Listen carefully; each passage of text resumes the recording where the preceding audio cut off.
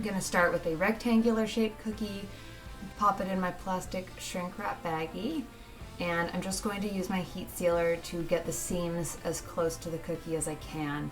The less plastic there is to shrink, the better it's going to turn out, the easier it will be to do it properly without blasting a hole right in the plastic. So for this side, I'm just going to leave about 1.5 inches to 2 inches as an open gap. And I'm going to then use my scissors to cut off the extra, but I'm going to leave a little flap where that open gap is.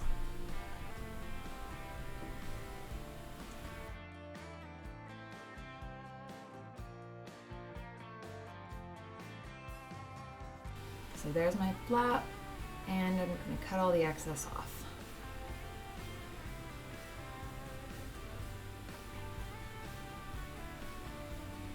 Great, and prop the flap open. You want the air to be able to come out, and that's how it's going to escape. So flip the cookie over and place it down on a soft surface and blast the back of the cookie with your heat gun, and that will also draw the seams towards the back so you won't see them from the front of the cookie.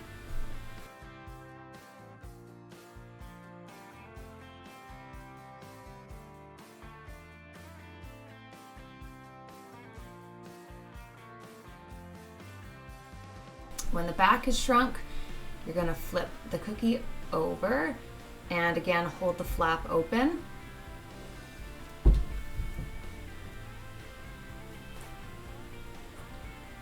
And then you're going to shrink wrap the front of the cookie.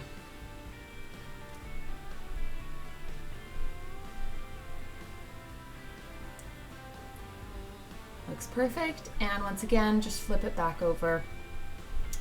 And now I'm going to take that little flap and hold it down and just give it a quick blast with the heat gun to melt it in place.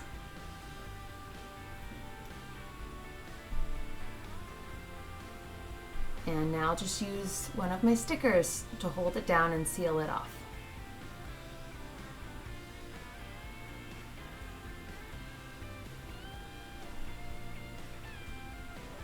Now I'm going to shrink wrap an irregular shaped cookie. So I'm going to put it in my same shrink wrap plastic baggie. Depending on how small the cookie is and how big the baggie is, if there's any excess, I like to keep it and then shrink wrap smaller cookies in it. I'm going to use my heat sealer to get as close to the cookie as I can. Again, it's going to be a lot easier to shrink wrap your cookie if there's not very much excess plastic all around the side. And again, I'm going to leave a bit of a gap so I can have a little plastic flap to then fold down at the back. So there's the flap, and just cut off the excess plastic here.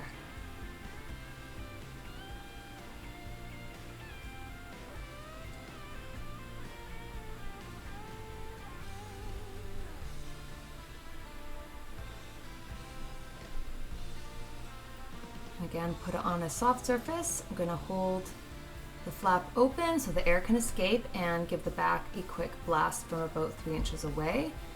Then I'm going to flip it over and again hold the flap open. Give the front a blast of hot air.